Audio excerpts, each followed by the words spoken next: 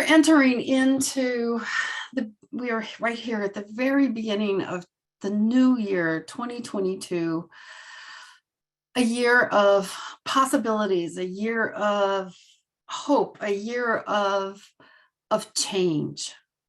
And it's a year that I like to think of radical spirituality. It's time for each and every one of us.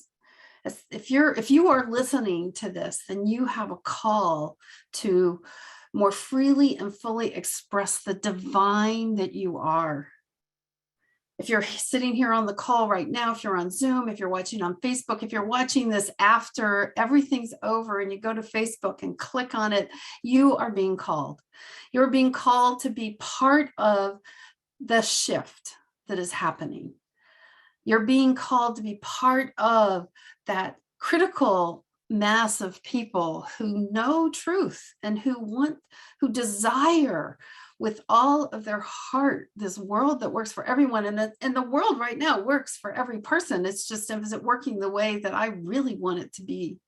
Is it working so that every person in all of creation is allowed to express themselves to their fullest divine nature without it's let's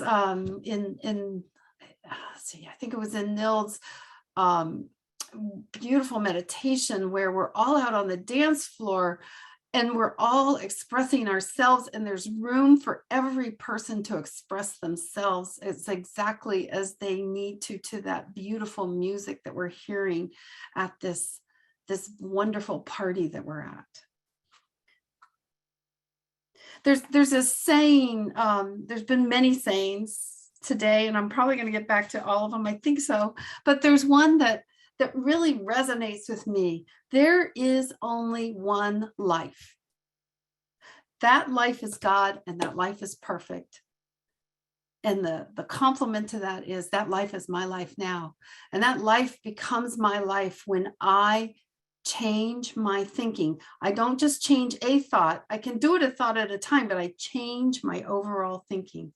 And the reading that Gary did says it so well, in that we shall be limited by this thought when we feel that we're separate, when we feel that we're different, not different, it's okay to be different, but when we feel that we're not connected to our source, we're not connected to the source that is all around us every day. There's wonder and beauty going on every day.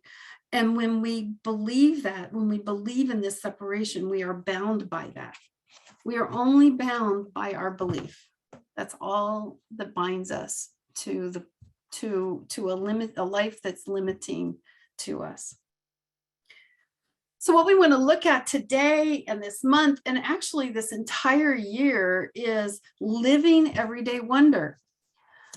As many of you know who knew me before I moved down here to Virginia, as I moved down here, there was a call to me to move here, and that call presented itself as the opportunity to take care of my grandson. He's now almost 2.5 years old, and he lives everyday wonder. It can take us almost an hour to walk along one street because he's constantly curious. He wants to know, what is that? Why is that? Who is that? What are they doing?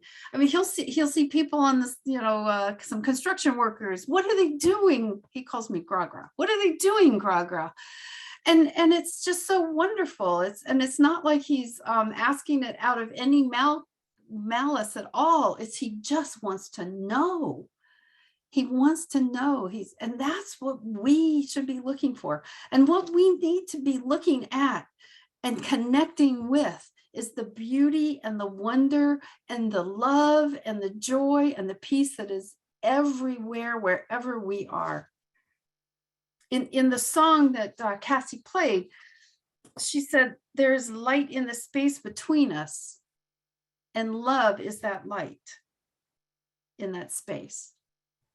And so when I go take a walk, when I'm out in the world, when I'm just sitting here at my house, wherever I am, if I see that light, if I see whatever space is between us as light, then I am there looking at, connecting to, and being part of the divinity of everything around me.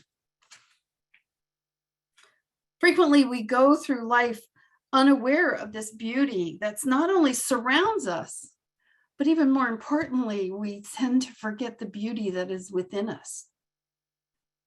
One of the sayings that I've heard in this way of life, this movement that we're in, and Reverend Patrick says it a lot, is that in this philosophy of life, in this worldview, we don't open our hearts to let God in. We open our hearts to let it out, to let the beauty, the love, the peace, and the joy that we already are, to allow it to come out of us and express itself more fully and more freely every day. And when I talk about radical spirituality, what I'm talking about is it's time to not just have an intellectual knowledge of all of these wonderful spiritual principles. It's time for us to take all these tools that we have and utilize them, put them into practice, use them every day. Start out with experiments. It's actually very fun to shift your thinking about a situation, to see it from a whole different perspective. Because there's something that is spectacular that has already inspired us. It's breathed life into us, and it continues to breathe us, maintaining and sustaining every breath that we take. Living is an action verb. It is a verb that requires action. And when we put our conscious and active participation into it, our life changes. We're not just existing, because that's all we do. If we don't take action, we just exist. Life is meant to be lived, and we can live it to the way that we choose to live it, how we want to. And we can do that in a world that allows everyone around us, like on the dance floor at that party that Neil had us at. Everybody's doing their dance and no one's interfering with anyone else. We're accepting people as they are. I had a spiritual mentor. Well, I guess she still is. I'm not actively with her. And one of the things I used to love, how she would say, what if somebody came to you and said they were going to give you 31,536,000 for you to do with what you wanted? What would you do? 31,536,000. That's a lot. Whatever it is, it's a lot. And you can do with it what you want. You know what? Some of you may already know what that is. That is how many seconds there are in 365 days. So we are at the beginning of 3,536,000. We've already used a few of those. And we can live this 31,536,000 seconds that we have. It's going to happen unless we have chosen to leave this body and leave this earthly plane. Those seconds will tick away. They will happen, and we can have them happen by default, just allowing whatever happens happen to us, or we can live it by design. We can live it in wonder. We can live it in excitement. We can live it in joy and peace and harmony. On page 124 in Science and Mind, it says, we arrive at a consciousness of unity only in such a degree as we see that what we are looking for, we are looking with and looking at. And here's the kicker. Heaven is lost merely for the lack of a perception of harmony. Because in this philosophy, in this way of life, in this teaching, what we know is heaven's not someplace we're going to get to. Heaven is right here, right now. We believe that heaven is within us and that we experience it to the degree that we become conscious of it.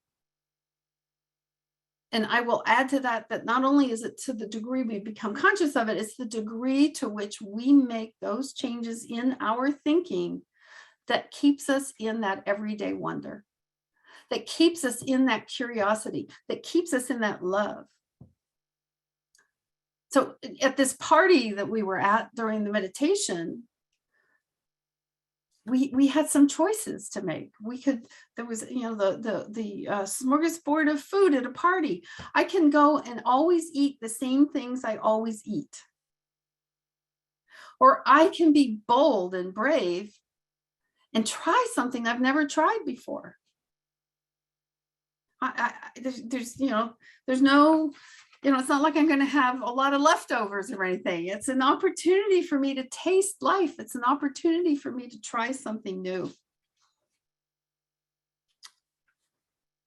There's a book that I have read many times, and I can't even tell you how many times I've listened to it as an audible book, and it's called The Alchemist, and it's by an author.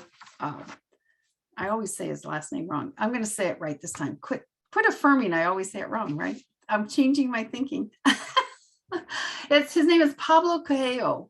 It's Coehlo. The book is The Alchemist, and it's a hero's journey about a young shepherd who starts making some really radical changes. And every time he makes these very different life decisions, in the moment, it feels to him like his life goes to hell. He's not in his heaven anymore. And what he does is he makes the best of it.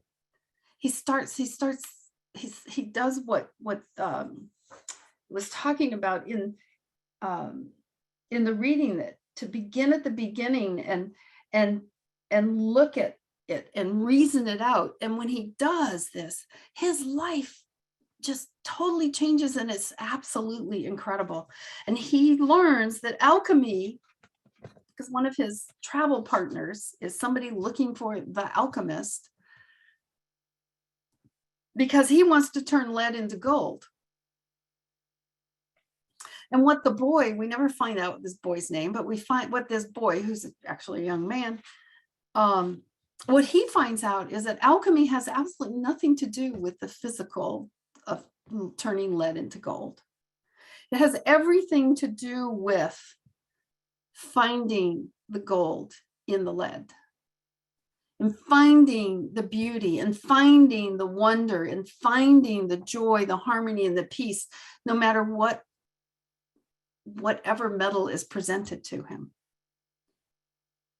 And it's actually the alchemist is looking for him, not the man he's traveling with. And the alchemist goes and lets him, gives this guy some, here, go off. These are things you need to do to try to turn lead into gold on the physical. And then he takes the boy and totally changes his life.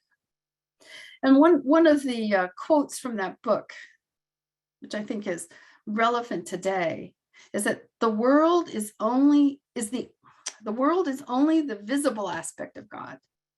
And what alchemy does is to bring spiritual perfection into contact with the material plane. When I become an alchemist, I am finding the good. I'm finding the God. I am connecting with it. I'm not just finding it. I'm just not looking at it. I'm just not seeing it. I am connecting with it. And I am making a change. In her book, What's in the Way is the Way, Mary O'Malley says, true alchemy is about transforming unconsciousness into consciousness. Curiosity is where the magic happens. Being curious. Where is, if I'm seeing something that in the effect is not pleasant or something, I want to be like this young boy who figures out, when all of his money is stolen, all this money that he saved up to go find this treasure that he's supposed to find in Egypt, and he's in Morocco, And he saved up all this money. He sold all his sheep. He gave up his entire life. And somebody scams him and takes all of his money. And here he is in a country where he doesn't speak the language, and he has no money, and he's just ready to give up. All he has is the sandwich in his pocket. That's all that's left. He opens himself up, and the universe, who is in the form of a character that comes to see him, opens up to him, and a whole new path opens up to him. And every place on that path, he makes hard choices where he can't see the end. He knows where he wants to be eventually, but he can't see what the next step is going to bring into his life. Is he going to get scammed again? Is he going to, all he knows is he needs to get to Egypt, and he just follows the path. It's really great. And this statement about we believe that heaven is within us and we experience it to the degree we become conscious of it. As we on this journey, as we practice this alchemy, as we become more conscious of our own true essence, we start giving up that belief in separation. That is the only thing that limits us. Every aspect of our individual lives is transmuted into a higher expression of life. Mary Jo mentioned it in her invocation this morning about going to this higher level of consciousness, this higher knowing. And I will let you know, consciousness is always evolving. So there's no endpoint to this. Ernest Holmes says we want to be open at the top, and he wasn't just talking about the organization that became Centers for Spiritual Living. He's talking about each of us as an individual. There's always more to learn. There's always more to reveal itself. When we start living everyday wonder, we see that we encounter the divine daily. When we do this, and it's a daily practice. And that's where it's at. It's taking that radical step in our spirituality, doing something different. Changing our thinking, not just changing a thought, but being radical, mixing it up, stirring it up, taking that great step. I can tell you that when the opportunity for me to move to Virginia happened, it was not something I was not consciously thinking about it. This is where I grew up. I had no desire to move back here. I love my son and my daughter-in-law, and I love grandchildren, but I have another granddaughter, and I never moved to Ithaca, New York to be with her. Even though I felt this great desire to move there, just nothing ever moved in my world that took me there. And then all of a sudden, all of this started changing, and I didn't want to go. I did want to go, but I knew I needed to go. I don't know what's unfolding for me right now. I don't know where it's going to lead, but I took the step. And it was a blessing to be around people that I could be with during the pandemic. Because I moved just before this all started. I don't know what I would have done in Connecticut had I because I would have been isolated in my house by myself. But there's just and to be with this very curious, very creative 2-year-old every day is it's taken what I already know. I am just watching these principles unfold in this 2-year-old. And it's just incredible. Because of that curiosity, when we see the world with the eyes of that curious 2-year-old. Why does this do? What does this do? Why does it do it? It just opens up so much to find out, and it becomes this natural part of our own worldview, that there's always something to be revealed. There is always good to be revealed. Always good to be revealed. And sometimes that's difficult to accept.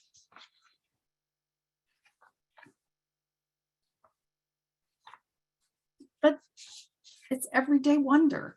It's finding it. That's the thing. So in the physical world, you see this wormy, squirmy thing called a caterpillar. And most people go, "Ooh, yuck, it's a worm." But the curiosity and the wonder there is that within that caterpillar is a butterfly. I live in an area where there are oak trees that are like 60 or 70 years old. And so there are acorns everywhere. And inside of every one of those acorns is another oak tree. You cut it open, you certainly don't see an oak tree. And of course, we have lots of squirrels because of that too. But there is an oak tree within that acorn. And if I go back and look at the caterpillar, so the caterpillar goes on and eats whatever it needs to eat. It lives its life. And all of a sudden it gets this urge, it gets this calling to build this cocoon around itself, to create this chrysalis. And it goes inside and it completely dissolves. Talk about change your thinking, change your life. It completely dissolves. And then it reconstructs itself into this beautiful butterfly. And if you've ever been around a chrysalis, when the butterfly starts to break out, they're all wet and it's a real struggle for them to get out of that chrysalis. And what I found out the hard way is that if you try to help them get out of it, if you try to help pull them out on their own, take over for them and say, "Oh, I'll help you. I'll just pull you out of here and you're okay." It doesn't work, because it needs that struggle to get all the muscles going, to get things moving, and it needs to sit there and it needs to open up its own wings so that they can dry. So I can't pull it out of the chrysalis itself, but what I can do is I can protect it from wind. I can protect it from predators. I can be there to be a guide and an aid, but I can't do it for the butterfly. And nobody can do it for me. Nobody can do it for you. It's up to us, each and every one of us, to start practicing alchemy, recognizing the extraordinary that is inherent within anything that's ordinary. Find that wonder, be that wonder, be that spark. I've had this visual of our divine self being a crystal.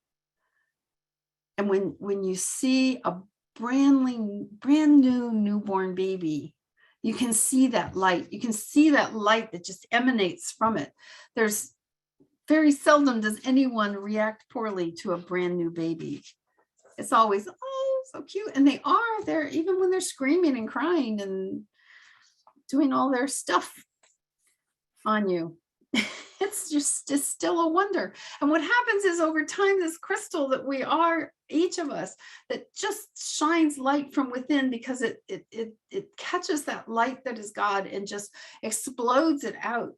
Over time, it gets muddy and all this stuff gets put on it, and our light gets lower and lower and lower.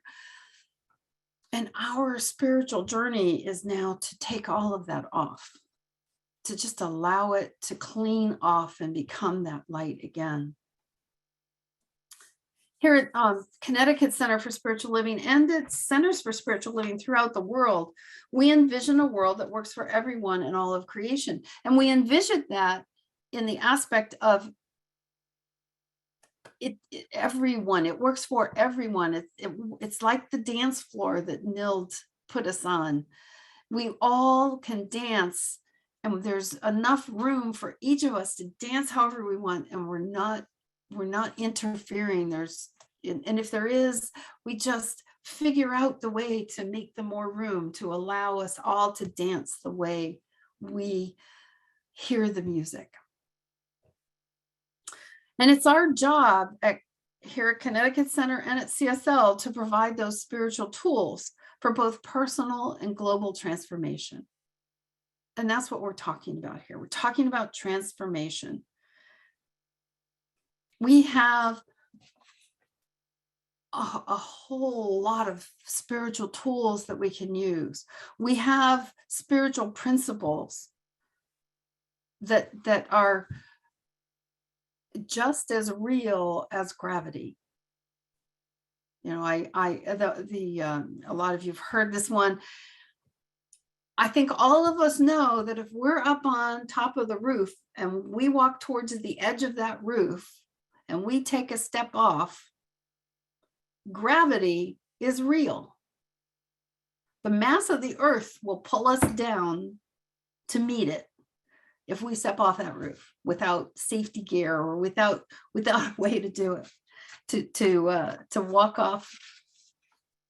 So I'm not advocating people doing that, but just know that the spiritual laws of circulation, the law of reciprocation, it's all one law. The law of attraction, it's all one law, that the universe responds to our thoughts.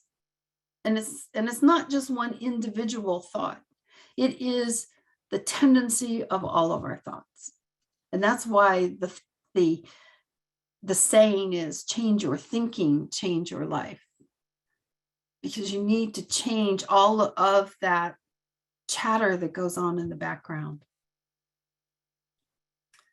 When we use these spiritual tools, when we walk up to that spiritual smorgasbord and we have choices in front of us, and instead of taking that same thing we've always taken, we try something new.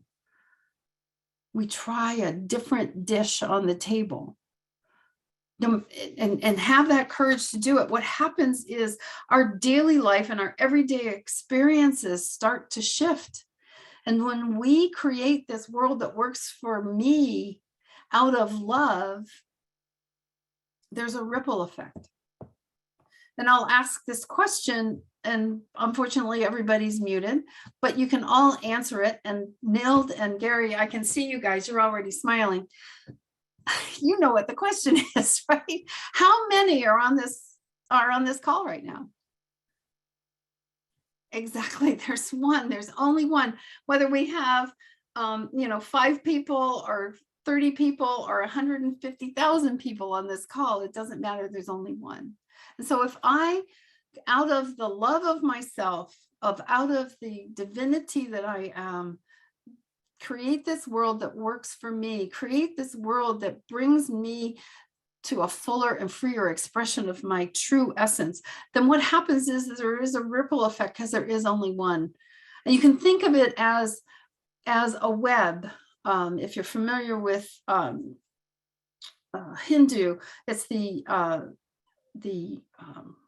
net of Indira, the goddess, there's a net out, and at every intersection on the net, think of it as a spider web with dewdrops on it. Every intersection of the net is a jewel that reflects out the light and love of God and reflects each other's light and love.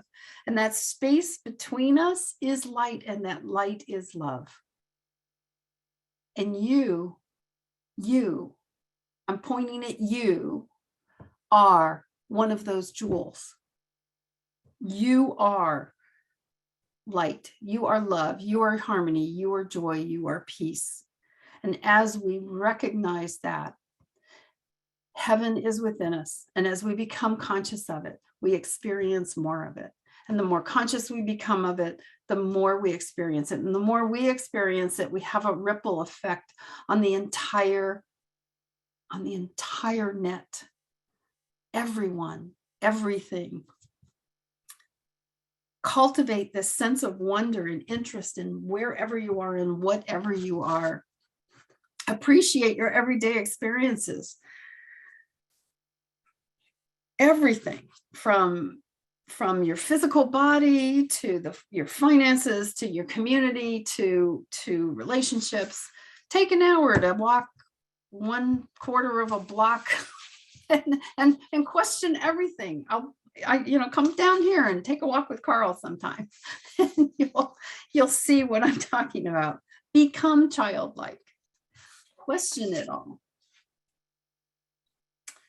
There's in a book called Creating a World That Works for All, Sharif Abdullah says, a world that works for all is one where our mundane actions serve our deepest individual and collective needs. In such a world, the possibility of the beautiful and the sublime exists because we have taken care of the ordinary. So question yourself, what does it mean to you to live in everyday wonder? What does it mean to you to have a day-to-day experiences that bring out this curiosity, that you can see that light that's love between us all? The founder of the Sikh tradition, Guru Nanak, said, truth is high, but higher still is truthful living. It's called radical spirituality. It's not enough anymore to just intellectually know what spiritual truth is, what the principles are. We have to live it. We have to live it and experience it and allow ourselves to be transformed by it. Divine wisdom's ever present. It guides, we are guided and governed by it. And we prove it when we live it. When we live it every day, when we make that harder decision, when we choose something else, something new from the smorgasbord of life. Spiritual living is not just a Sunday morning thing.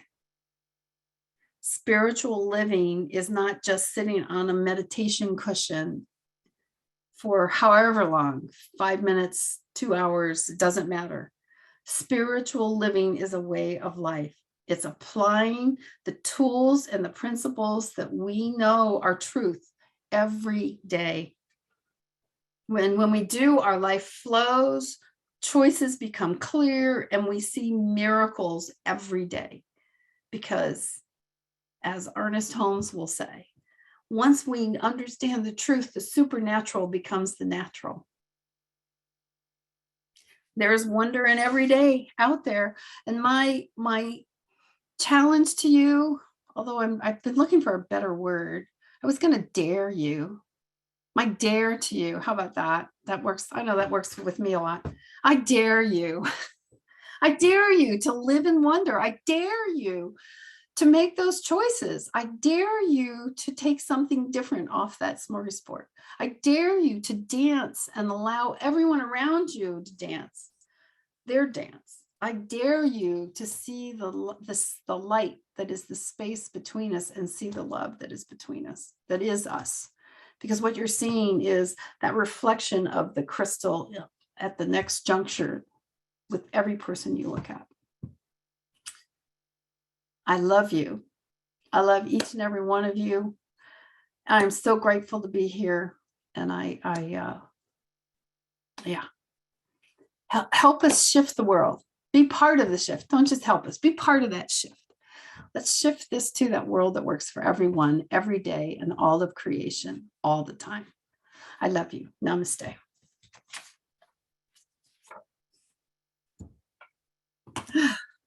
So. That was wonderful. Thank you, Gary. Thanks. I've got quite a few things down here I'm going to be thinking about this week for sure. Try something new is one of my favorite things. Let's do that. Yeah. Let's do it. I would imagine you're open to questions. Absolutely. Yeah. Absolutely. It's the, Anyone making the move? I see someone there. Oh, Bob's got his hand up. okay. Mostly just to say hello, Jackie, Hey, Bob. and hi to everybody that's here today. Living in everyday wonder. I'm going to ask you the same question I always ask Reverend Patrick. Okay. What I'm if honored. what if you're someone that's not living in everyday wonder, and you're sitting on this call going, well, how do I get there? And I know that's what you just talked about.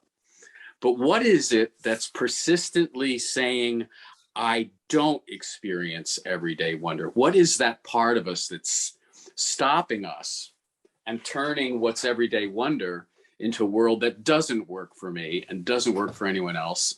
And it's on the news and it's everywhere. And oh my God. So I'll turn it over to you, Jackie. Hey, that's a, okay, Yeah. Jackie, in one sentence, solve world hunger.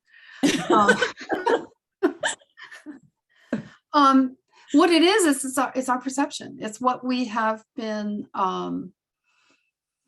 conditioned to learn. If you're familiar with Don Miguel Ruiz, who wrote The Four Agreements, he talks about it being domesticated. We have been aligned. We have learned, is the best way to put it for me. We have learned to look at life from that perspective, that there is not harmony, there is not love, that we are separate. And if I were more prepared, I could get into, there's actually things going on in our physical brain that cause us to perceive separation. That our life here on this planet is to learn to change that, to bring it about. And that's the thing. So if you're on this call and you have that question, some of the, and this sounds like I'm putting in a plug, but this is what works for me. So that's why I'll tell you from my own perspective, what has worked and continues to work for me is getting connected into a community that believes this, that believes heaven is not someplace I go to after I'm done here, that believes that heaven's within me. And the more I understand that, the more I'm conscious of it, the more I experience it. So be involved in a community like that, like Connecticut Center for Spiritual Living. Take some classes. The classes that we teach here and elsewhere are all set up. They're purposely not, just come for 4 hours and suddenly your life is a miracle change. That can happen, but they're several weeks long so that you can live, experience what's going on within you, because there's a lot of conflict. We've been taught differently than the way the universe really works. We've been taught differently. So taking classes, having a prayer partner helps a lot. And if you don't know how to do the type of prayer that we do called spiritual mind treatment, it's a type of affirmative prayer that is a declarative prayer rather than submissive, where it's like, please, please, I used to call them, before I found this way, I called them my foxhole prayers. If you change this, I promise I'll be a good girl. However that was defined in the moment. And then if it changed, I just went back to doing. And you know what? The universe doesn't care. What it cares about is what you think about life, what you think about yourself. The universe responds to all the chatter that's in our head. And when I first came into Science of Mind and Spirit, the minister I was working with, because I was an engineer, is like, oh my God, that means I can't have any negative thoughts. And she's like, Jackie, if 51% of your thoughts are positive, you're set. So that's the thing, is having more positive thoughts, knowing what to do to shift those to what the spiritual truth is, not the effect, because everything we experience on this plane is an effect. And I thought about taking this talk through that, and going into the teaching model and showing you how the absolute is in everything. What we experience is the relative, and the absolute is there. If I'm experiencing hate, what I'm really experiencing is lack of love. If I'm experiencing poverty, what I'm really experiencing is well, there's many things, but one in particular would be a lack of abundance.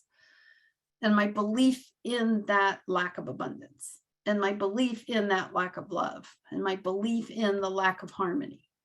That's what causes me to live in that. So take classes, find a community, get a prayer partner, work with a practitioner. Practitioners are trained. It's a lot of training that we take, that we do to become practitioners. And in our teaching, in this organization, you can't become a minister until you're a practitioner. So you've got to learn, you go through all the training to get you to focus on the truth and hold that truth for people. Know that truth for people. Don't just hold it, but know it. So working with a practitioner, either whether it's, seeing Nil right after this for a 5 or 10 minute miracle moment, or whether it's working with somebody on a regular basis. I have had a practitioner that I've worked with on varying degrees. Minimal is monthly. I get a tune-up every month. But there's times when I was seeing a practitioner every week. There were times in my life early on in this shifting that I was doing where sometimes it would be emergency call. Can I see you again this week? And of course, the practitioner I was working with always made time for me. And I was very fortunate about that. So those are the things that we can do. It takes practice. There's a reason it's called daily practice, because it's daily, and we have to practice it. We have to and experiment with small things. Don't go out and try to expect to. I've done a prayer for world peace, and I see that there's a war anywhere in the world. So therefore, this doesn't work. Start with things small in your own area. There's a great book called what's it called? The E Squared. And it takes you through, it talks to you as if you're like a lab technician, and it takes you through 9 experiments that you can do that show you that the power that you have when you start believing in these universal principles. I can go on. I'll step down off this. Well, Jackie, I think everyone needed to hear that, including myself. So thank you. Thank you very much. I have a question for Jackie. Hi, Mara. Hello, how are you? I'm good. Good. Let's see, how do I want to formulate my question? So the motivation or the desire to do something different, or in my case, to surrender to a higher knowing is definitely my desire. But I think for me, just like as an example, so I'm in the process now of looking to buy. And so there's a lot of fear around sometimes missing out, should I just buy this? Should I just buy that? Will it be there? Will it not be there? And I think what I'm trying to understand is, how do you trust? How do you let go? For me, having to always be one step ahead, figure it out, make sure it works out. I know that doesn't work, right? So I know that trusting spirit is the better way to go. But when in fear, figure it out. That's my default. When in fear, figure it out. You know? Right. And I think that's what I would love to do different this year, is that I don't have to fear, nor do I have to struggle to figure it out, that I can open myself to a new way of being and thinking. That would be an amazing shift in my life. I don't Yeah. know if that's a question or a statement, but I'm sure you'll take it from there. It's just, I think it's a question buried in the statement. Um, so what I'm hearing is,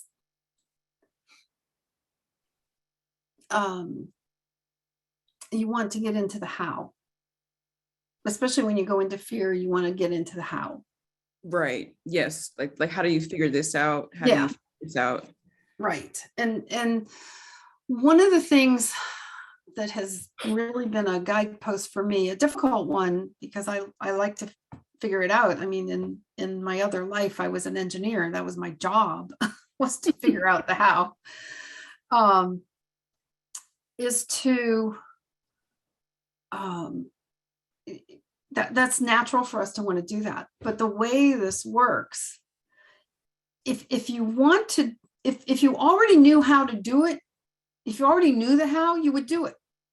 Right.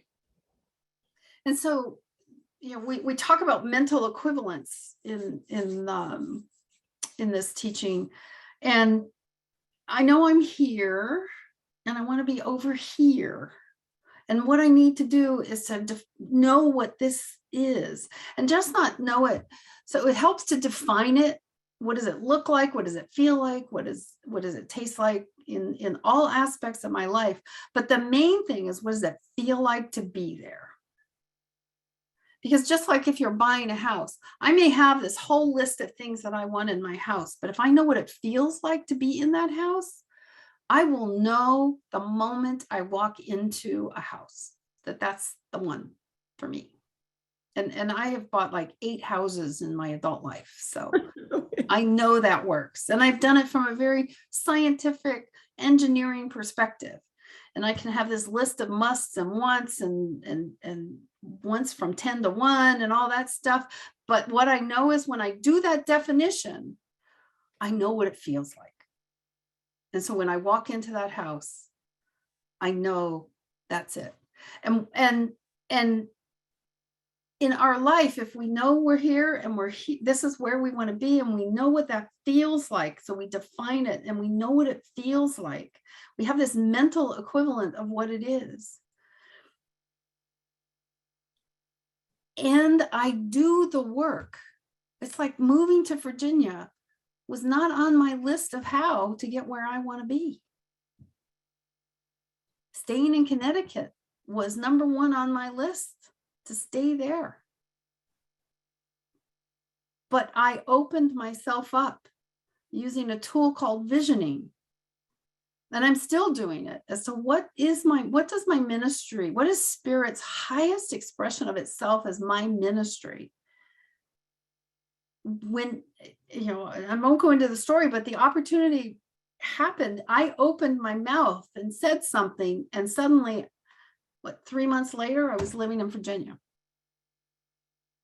And everything opened up. I didn't know how to do that. There was obstacle after obstacle after obstacle that was going to stop me from doing that. And had I tried to figure out the how, because I did, it was totally outside. My biggest obstacle was, how the heck am I going to live in Washington, D.C. area? It's even more expensive than most of Connecticut to live here. And I couldn't afford to live anywhere close to where my son and daughter-in-law live. I was going to have like an hour and a half commute to where I could afford, or I was going to be living in areas that my son was not happy for me to live in. Would not have been. He didn't know all this was going on. And so I was getting ready to call him and say, I can't do this. I can't afford it. I can't afford to move. And instead he called me and said, I figured out a way. And so the house that I live in is my pay for watching my grandchildren. I would have never thought of that. I would have never asked my son to go buy a second house so I could live in it. But so that's the thing. If I try to figure out the how, I'm going to be limited to what I know.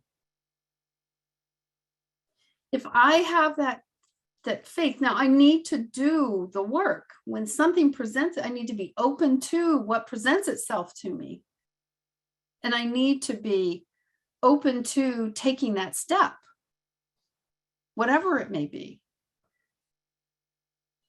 Then that's how I work the how.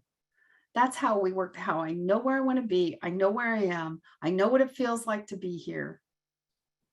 And things start to open up. So the mental equivalent part, getting really engrossed in the emotion of how you want to feel when you have that, what you're looking for, and then visioning as a partner to that too. Those two things you would say are what get you out of the way of how. Well, I mean, it takes a lot of work. Like I said, I meet with a practitioner at least once a month. And we go over, where's my thinking? What's going on in my life? Where am I blocking myself? And I can tell you when especially when I was seeing a practitioner on like a weekly type basis, or if I will call a practitioner up and say, I really need to talk to you, by the time I talk to that practitioner, that's not what I'm talking to them about. Whatever I called them about resolved itself, and the real issue, the real thing that I need to work comes in. And I'm meeting with a practitioner whether I feel like I have a problem or not. Because a lot of times, and one of the advantages of working with the same person is I will just excuse my language here. They'll call you on your shit. She'll let me know if I'm sitting there going, blah, blah, blah, blah, blah, blah. Well, here's what's going on in my life, blah, blah, blah, blah. And it's like, to put it in terms of what we've talked about today, it's like, Jackie, you're taking the same thing off that smorgasbord table that you've always taken.